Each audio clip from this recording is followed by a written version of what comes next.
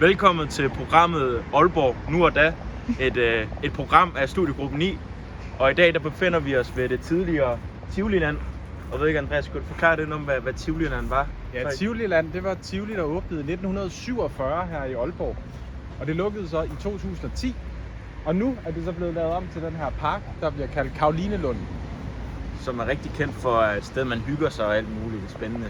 Tager til fester, Ja. fredagsfester.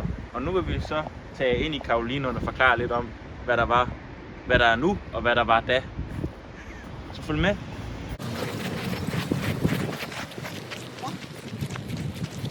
Nu er vi jo så det, man kan kalde bagindgang af det, der var Tivoliland i datidens da.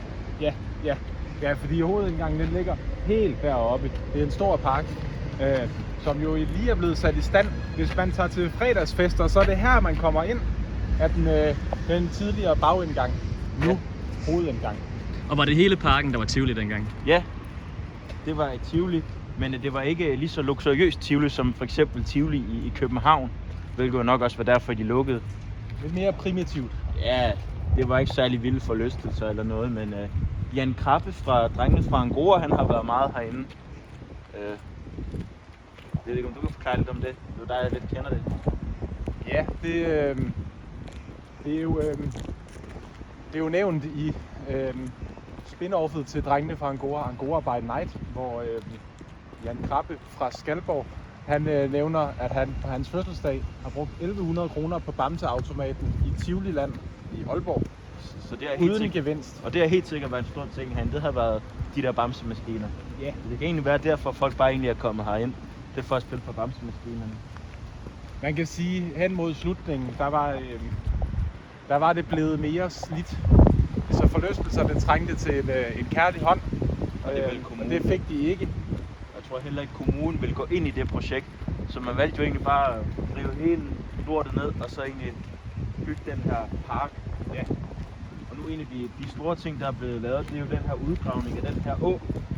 Og derfor er der blevet lavet den her fine bro, hvor man kan se vandet, det ligesom løber igennem. Jeg ved ikke, om du har prøvet at falde i den her å. Nej, det har jeg ikke.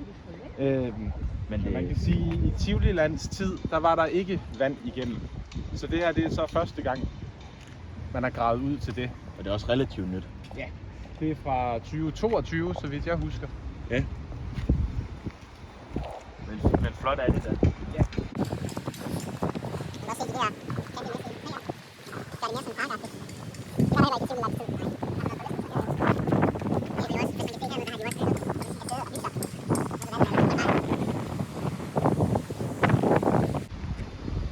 Og det, der også er særligt specielt ved den måde, Carolinelund den er struktureret på nu, det er, at man kan komme ind fra mange forskellige indgange. Ja. Hvis man ser herhen, så er der jo endnu en bro, der rent faktisk er blevet konstrueret, så man ikke skal være hele vejen udenom for at komme ind. Man kan også komme hen derhen, der kan man faktisk også komme ind i Carolinelund.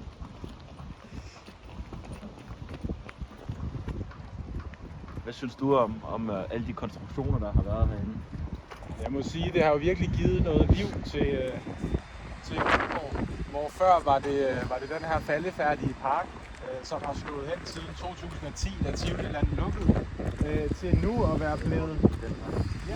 Det ser mere spændende herude. Jamen, Her der kan man også se noget kunst, der hvor man jo lidt hylder mangfoldigheden med regnbueflags, borde. Det er jo egentlig også en flot gestus, vil jeg sige. Ja. Det tror jeg ikke var i Tivoliland i 1943. 47. Og Carolinelund, den blev jo åbnet i 1823. Det blev først et Tivoli i 1947. Ja, altså man kan sige, at Tivoli lavede sådan en efterkrigsting. Så er der det, der nok er meget specielt med Carolinelund, det er alt den her graffiti, der er. En af dem, der går meget igen, det er den her rev, der er herhen, eller hvad det skal forestille. Jeg ved ikke, om du ved, hvad det er. Det ved jeg faktisk ikke. Jeg er jo ikke herfra. Men man kan se her, at Ung Aalborg, de befinder sig herinde, hvor man kan komme ind og få en snak. Og der er også en bordtennisbord, der også er blevet sat op herinde, så det er blevet et mødested for unge at komme ind. Ja. Og i den tid, hvor fra Tivoliland lukkede til det her, det er blevet genopbygget, der er mange skatere, der har holdt til her.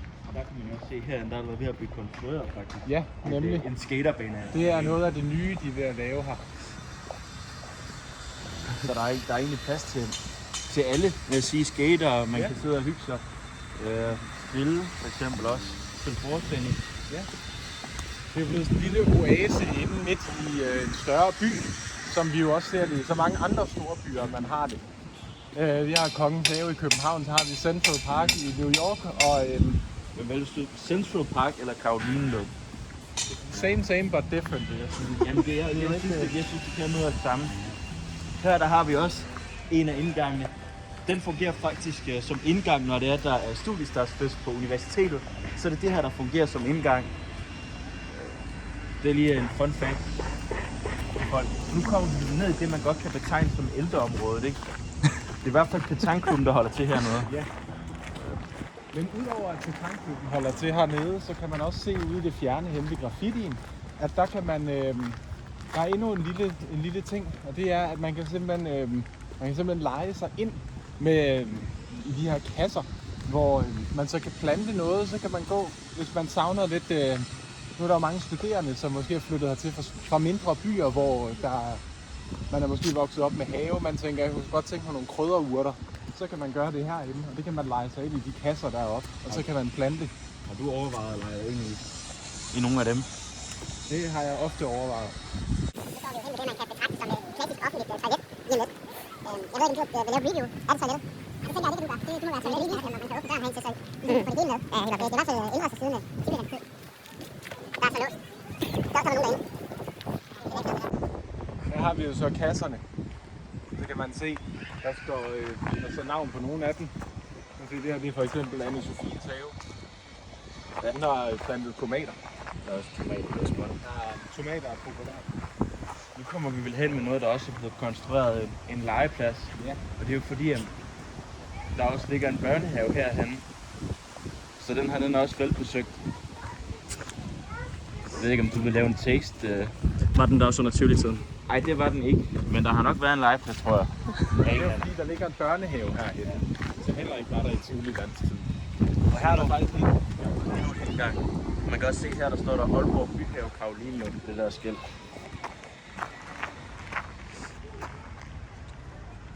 Det er jo også nyt. Det er jo smukt.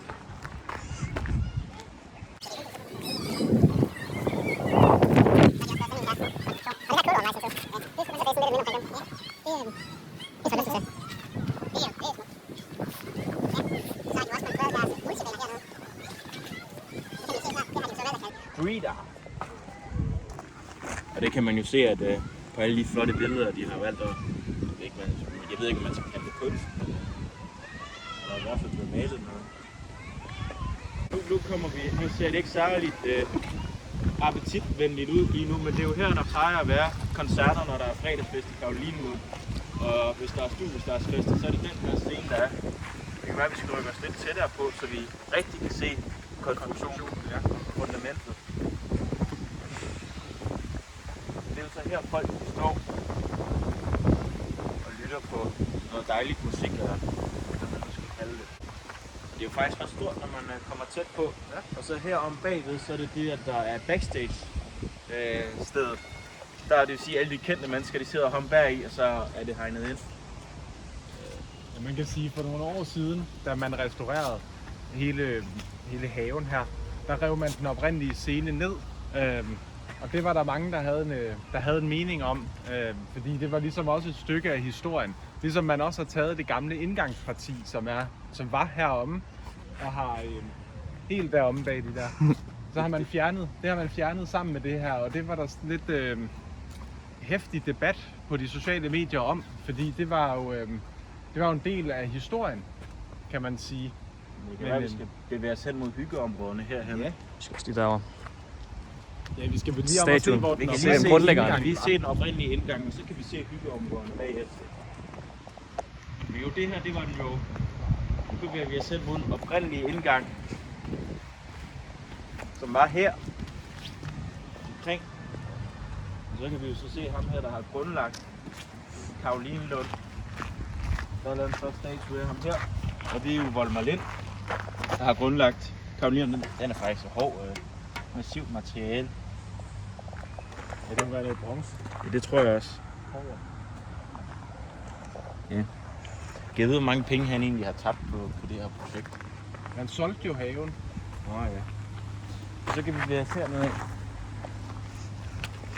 Og det var så heroppe i indgangspartiet var det store åbne her, hvor man nu har plantet vild beplantning, kan man vel kalde det.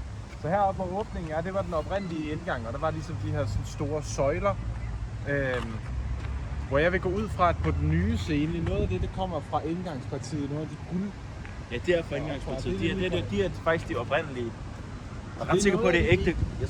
Jeg er ret sikker på, at det er ægte guld. Ja. Så det er noget af det eneste oprindelige, der er tilbage. Ellers så er det helt revet ned. Og nu er vi så på vej imod. Nu går vi jo så rundt om på den anden side. Det er jo det her, de har lavet en masse flot fortov, man lidt kan gå på, så man rigtig kan se det hele. Ja. Og igen, så er der også beach volley, ikke? Man kan lave alt her. Ja. Jeg synes, de har sørget for at få inkluderet alle i det her. Bare selv sørge for at have bolde med. Ja jo, men det. Ja, det er smukt. Så meget casual mode. Ja. Der er ligesom lidt håndværksmænd. Ja, udsigt derinde.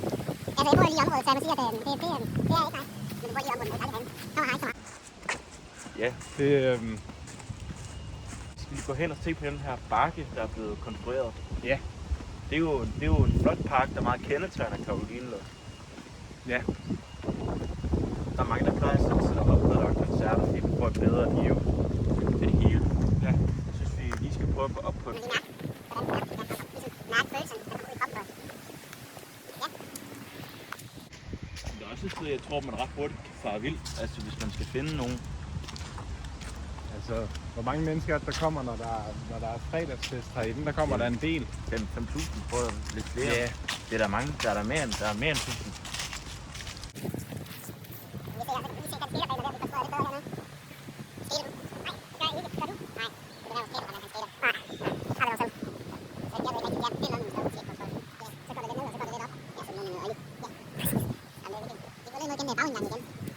Så kan vi lige hurtigt lave en evaluering af Carolinelund. Hvad synes du ligesom er det største forandring, der er i Carolinelund frem for Tivoliland? Jeg vil sige, at den største forandring er jo egentlig det hele. Fordi der står ikke så meget tilbage af det, der gjorde oprindeligt. Man kan så sige, det jeg umiddelbart vurderer, at Tivoli, det er ligesom for alle. Alle er velkommen i Tivoli. Og man kan sige her, der inkluderer man også alle, så alle er også velkommen her. Så man kan sige, ånden, den oprindelige ånd, går vel nok igen på den måde. Det kan der være noget om, den ligesom bevarer. Og der kan man se her, den kommer til at hedde Lundens Skate. Det er så sådan, det kommer til at se ud, ja. Det ser da fancy ud. Hvornår står der, det er færdigt? Oktober 2024. Det er lige om på lidt. trapperne. Det tror jeg sgu ikke endnu. Vi skal bare lige have støtte det sidste. Ved du hvad?